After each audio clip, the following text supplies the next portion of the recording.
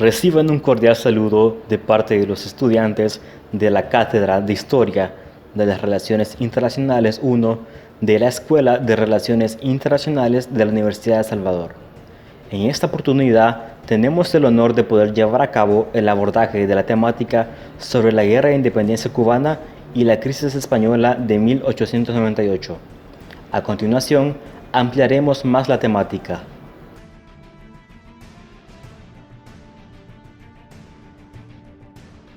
Aunque fue la guerra iniciada en 1895 la que acabó con el poder colonial español en Cuba, lo cierto es que durante los 30 años anteriores no se trataba del primero de los episodios bélicos que estallaban en la ínsula. La conocida como Guerra Grande o Guerra de los 10 años fue el primero de estos enfrentamientos armados, que sería seguido poco después por la Guerra Chiquita, la cual fue una clara muestra que el Pacto de Sanjón no había sellado la lucha independentista. En el contexto del final de la Guerra de los 10 años, el gobierno español procedió a una abolición progresiva de la esclavitud, que se prolongó por 10 años, donde muchos propietarios otorgaron libertad a sus esclavos. De esta forma, desde 1886 se puso fin a la esclavitud en Cuba. Con base a la nueva situación, el capitán general Arsenio Martínez Campos llevó a cabo las primeras reformas. En esta línea, el territorio cubano quedó dividido en 6 provincias, en las que imperaba el régimen municipal. Por entonces, las élites criollas fueron llamadas a funciones de gobierno. En este proceso es menester señalar a José Martí como el más destacado dirigente del independentismo cubano en los años de la entreguerra y como el principal artífice del estallido de la guerra en 1895. El proyecto de Martí iría cogiendo forma sobre todo a partir de la formación en 1892 del Partido Revolucionario Cubano, desde el que conseguiría fondos para comenzar la Guerra de Independencia, además de involucrar a varios generales destacados de la anterior guerra, como Antonio Maceo y Máximo Gómez. Andreas Stucky relaciona directamente 5 puntos con el estallido de esta contienda. El primer punto es el aumento del distanciamiento entre cubanos y españoles, en el que incluso podemos encontrar el distanciamiento de criollos y de sectores altos de la sociedad. El segundo punto es la modernización en la producción azucarera, la cual supuso un descenso en la calidad de vida de braceros y jornaleros que en algunos casos se vieron abocados hacia el bandolerismo. El tercer punto sostiene que el período de entreguerras supuso un aumento de las protestas indirectas de las poblaciones rurales contra el régimen español.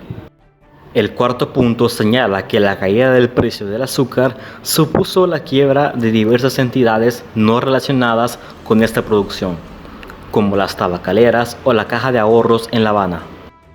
Finalmente, el quinto punto es la relación existente entre el inicio del gobierno de Cánovas del Castillo y la restauración en Cuba del colonialismo intransigente y autoritario, una situación que fue hábilmente aprovechada por José Martí y el Partido Revolucionario Cubano para llevar la guerra de nuevo a Cuba.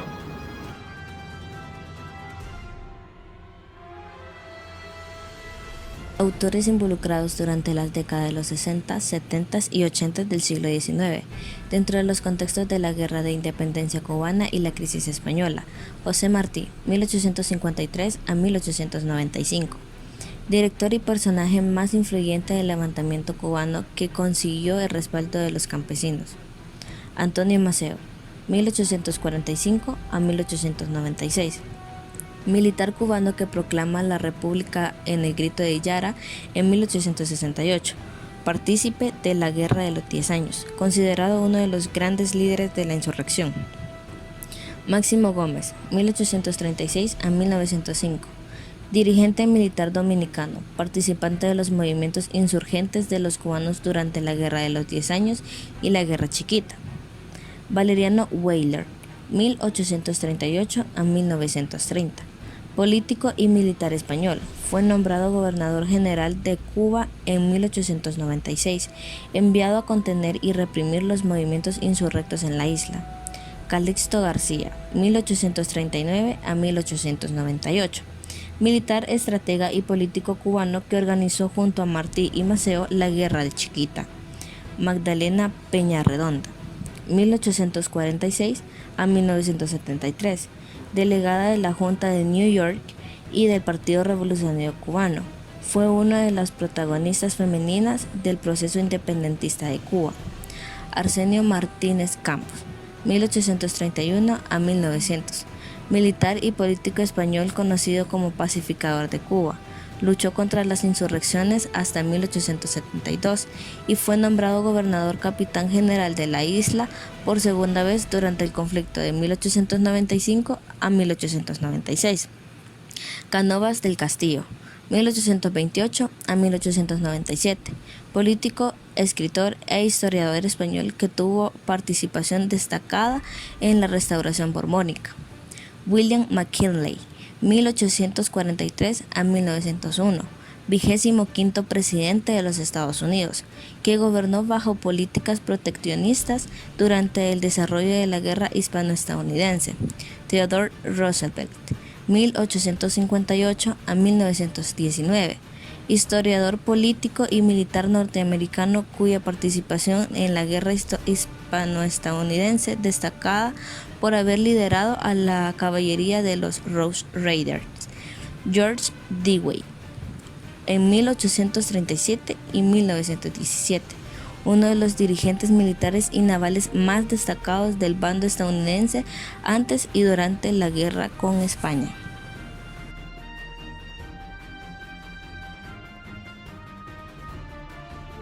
El grito de Baire es sin duda el hecho histórico simbólico que da inicio a la Guerra de Independencia de Cuba, el cual fue encabezado por José Reyes en el poblado homónimo el 24 de febrero de 1895, siendo el primero en alzarse en paralelo con otros más.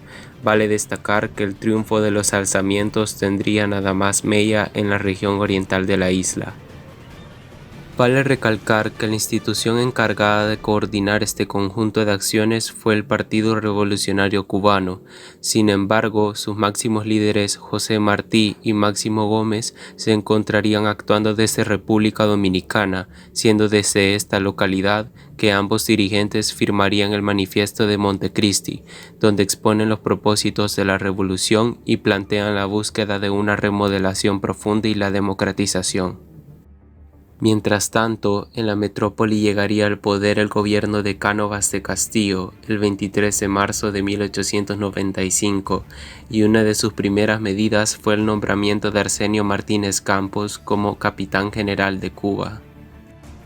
El 6 de mayo de 1895 se reunirían en La Mejorana, Cuba, José Martí, Máximo Gómez y los hermanos Macio, Antonio y José, y diseñan la estrategia militar a desplegar que tendrían como objetivo la toma de Camagüey, con el fin de facilitar desde ahí la expansión hacia el occidente. La primera victoria cosechada del ejército revolucionario sería en el combate de Jóbito el 13 de mayo del mismo año. Otro combate relevante sería el combate en Dos Ríos, en el que fallecería José Martí, futuro mártir de la causa independentista. Es así que cada vez más las fuerzas insurgentes se adentraban a la región occidental, penetrando las provincias de Camagüey y de Guantánamo, y el 13 de septiembre de 1895, en Jimaguayú, Camagüey, se institucionalizan las revueltas de los insurgentes a través de la creación de la República en Armas, presidida por Salvador Cisneros Betancourt. El 30 de octubre de 1895 se logra un duro golpe a las fuerzas españolas con el cruce de los insurgentes en la trocha de Júcaro, línea fortificada que cruza la isla de norte a sur desde la población de Júcaro hasta la de Morrón. Al penetrar de forma exitosa el occidente de la isla, se efectuó el plan estratégico de quema de la zafra de azúcar de la zona, fuente de financiamiento de las fuerzas españolas. Cada vez más, las fuerzas insurgentes se irán acercando a La Habana. Martínez Campos dimitiría de su cargo. y Sava Martín tomaría el cargo de interino esperando la llegada del general Valeriano Weyler. El capitán general Valeriano Weyler aplicaría una política bélica mucho más dura, siendo su estrategia inicial la pacificación de la región occidental a través de la captura de Antonio Macio y el aislamiento de sus tropas. Del gobierno de Weyler destaca la escandalosa orden de reconcentración de población, que forzaría a poblaciones rurales a concentrarse en ciudades y poblaciones fortificadas, generando una gran crisis humanitaria que se llevaría la vida de miles de cubanos. Ya para el segundo semestre de 1896, Weyler habría logrado el desmoronamiento de las fuerzas revolucionarias en la región occidental de la isla, hasta el punto de lograr la muerte de Antonio Macio, y en la zona oriental se logra el asesinato del hermano de este, José Macio. Ante la muerte de los hermanos Macio, ahora las tropas independentistas se reorganizarían en torno a Máximo Gómez y Calixto García. En 1897, Weyler lograría finalizar la trocha entre Júcaro y Morón con una infraestructura más moderna. Sin embargo, para el 6 de agosto, en la metrópoli, Cánovas de Castillo sería asesinado, perdiendo de esta forma el general Weyler a su mayor aliado político, llevando a su destitución a finales de septiembre. El nuevo gobierno liberal nombraría a Ramón Blanco como el nuevo capitán general y concedería la autonomía a la isla. En las últimas etapas de este periodo en el desarrollo de la Guerra de Independencia de Cuba, el vecino del norte, Estados Unidos, iniciaba a preparar sus estrategias de intervención sobre la isla. A este punto seguro nos preguntamos, ¿cómo fue que Estados Unidos se adentró en el conflicto entre España y Cuba?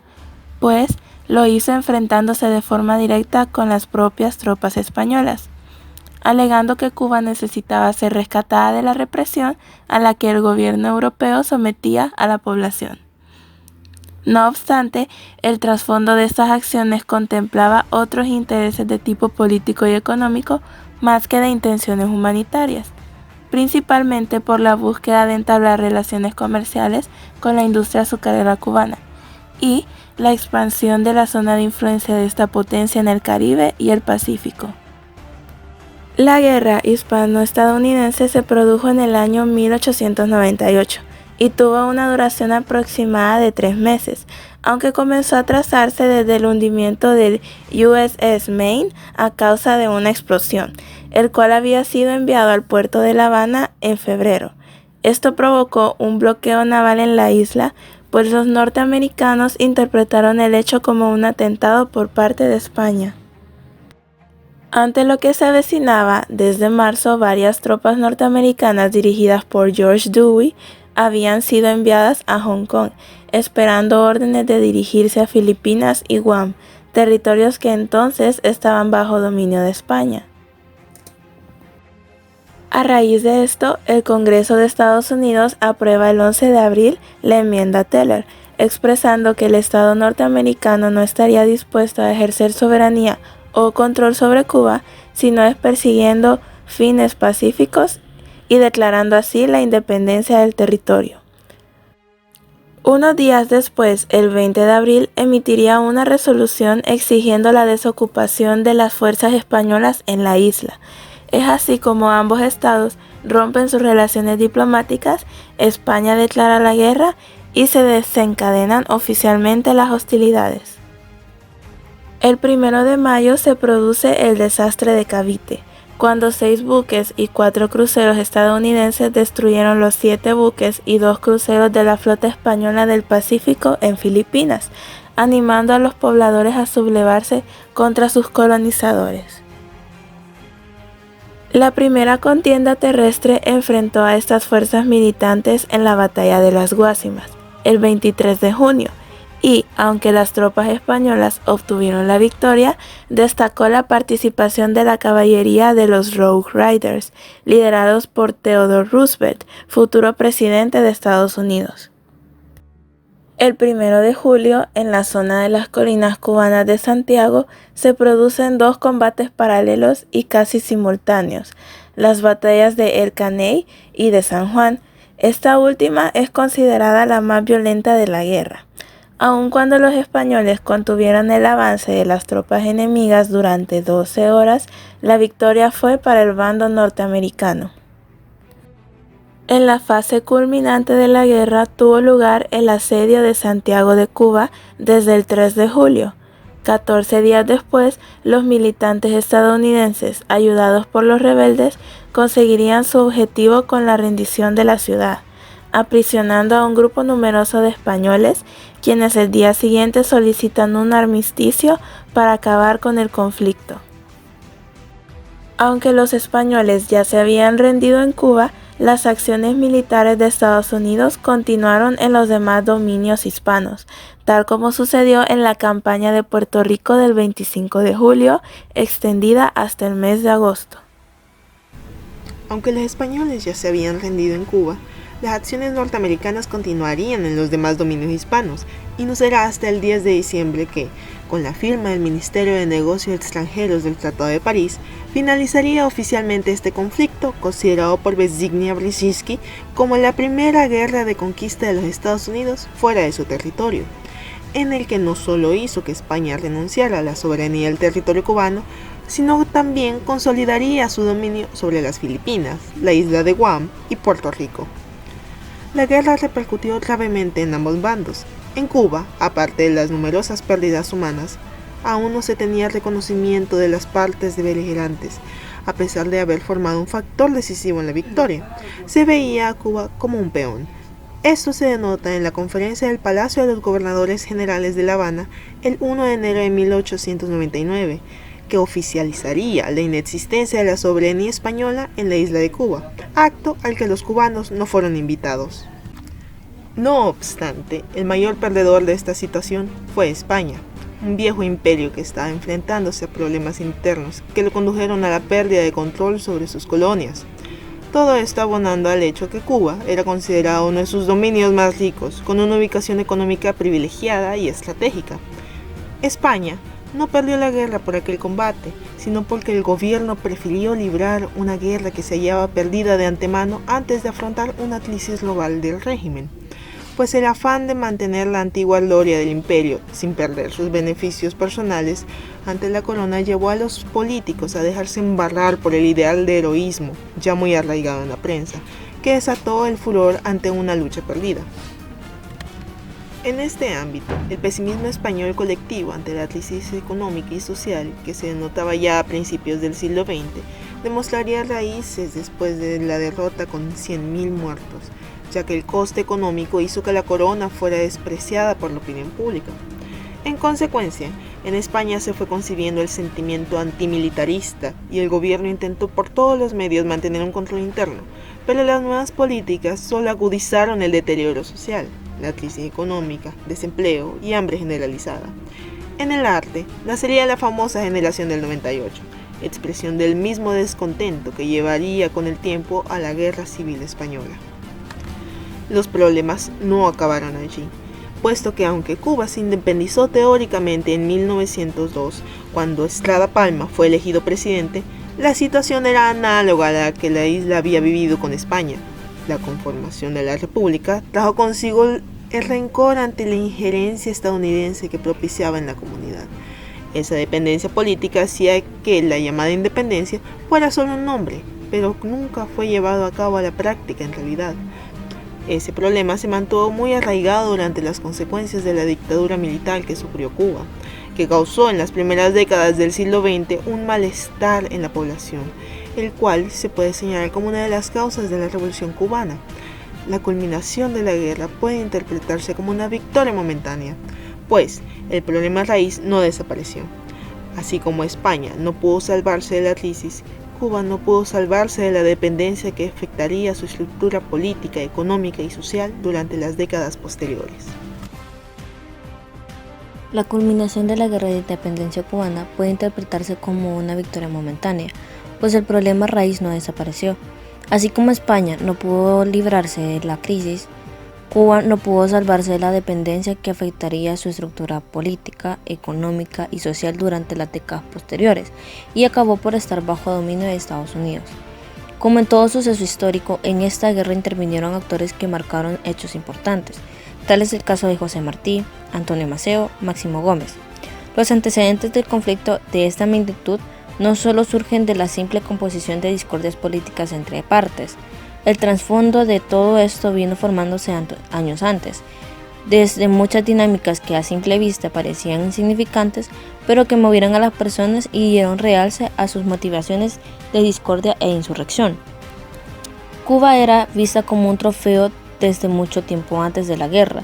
Su mercado era particularmente prioritario por tres razones: su potencial económico, su ubicación geográfica y su complementariedad con la economía norteamericana. Para Estados Unidos, Cuba tenía relevancia geopolítica, precisamente por facilitar el acceso al Golfo de México, área productora de hidrocarburos de Estados Unidos y México. A razón de esto, el objetivo estadounidense era controlar la ruta sur al Atlántico, asegurándose que ninguna potencia rival se estableciera en Cuba, así como evitar que la isla obstruyese al paso del Golfo de México. Sin embargo, para mediados del siglo XX, en plena Guerra Fría, la influencia de la URSS provocaría un nuevo revuelo en la isla, valiéndose del descontento popular arraigado en las masas. Actualmente, las relaciones entre estos actores continúan siendo turbulentas. Conocer, entender y analizar la guerra hispano-cubana y estadounidense es imprescindible para comprender la forma en que el sistema internacional estaba conformado y se desarrollaría a principios del siglo XX. Estados Unidos estaba alcanzando su apogeo hegemónico en todo el continente, pues derrotar a una potencia europea, aunque ésta se encontrara en decadencia, se traducía en una doble victoria. Para estos momentos, en la mentalidad estadounidense imperaba la doctrina del destino manifiesto, que visualizaba a Estados Unidos como una nación elegida para extender su control desde el Atlántico hasta el Pacífico, justificando así su expansionismo desmedido e injerencia en otros países para el aprovechamiento de sus recursos, imponerse políticamente y adquirir influencia a nivel mundial. Cuba era vista como un trofeo por la gran importancia que revestía. Su mercado era particularmente prioritario por tres razones: su potencial económico, su ubicación geográfica y su complementariedad con la economía norteamericana. La riqueza natural y producción de azúcar en el siglo XIX a la isla, así como la posesión de una mano de obra propicia para la producción de mercancías de consumo para los demás países, llevaron a España a pelear por su interés de controlar La Habana, uno de los principales puertos y base logística previa a los viajes desde y hacia la península ibérica. Para Estados Unidos, Cuba tiene una relevancia geopolítica, precisamente por facilitar el acceso al Golfo de México, dicha área productora de hidrocarburos de Estados Unidos y México. A razón de esto fue que se estableció una base naval en la bahía de Guantánamo, en el sur de la costa de Cuba, cerca del pasaje entre Cuba y Haití. Pero, ¿cuál era el objetivo estadounidense? Pues controlar la ruta sur al Atlántico, asegurar que ninguna potencia rival se estableciera en Cuba, así como evitar que la isla obstruyese el paso al Golfo de México. Esta fue la motivación principal de la guerra contra España. Cuba era la llave que, por una parte, permitía el acceso al Océano Atlántico desde el Golfo y, por otra parte, permitía dominar los estrechos de Florida. Sin embargo, no se previeron muchas cosas, entre ellas, lo difícil que sería mantener a raya el descontento colectivo que el pueblo cubano venía cargando durante décadas de yugo español. Para mediados del siglo XX, en plena Guerra Fría, la influencia de la URSS provocaría un nuevo revuelo en la isla, valiéndose del descontento popular arraigado en las masas, situación vista en otros países del mundo. Aún así, las dependencias y fallas estructurales propias de los gobiernos militares, el proteccionismo mal implementado y toda una serie de factores propios de la historia cubana alegan a negar que en un futuro próximo Cuba u otro país que se encuentre en una situación similar podrían alcanzar una verdadera independencia. En suma, el estudio de la historia de las relaciones internacionales es importante no solo porque nos ayuda a entender el por qué el panorama actual funciona sobre las potencias que controlan política, económica y socialmente al resto del mundo, sino también porque habla en nuestra percepción sobre el futuro próximo y lejano de las interrelaciones de los países en el sistema internacional, permitiendo examinar la conducta de las partes beligerantes mantienen, incluso décadas después de los sucesos. Es imprescindible indagar a fondo estos conflictos, puesto que su análisis profundo denota el ímpetu de la conciencia colectiva de los países dependientes que, en gran medida, permanece latente y no se ha perdido. Es así como llegamos al final del abordaje de este importante suceso histórico, esperando que haya sido de provecho para su formación académica y profesional. Gracias totales.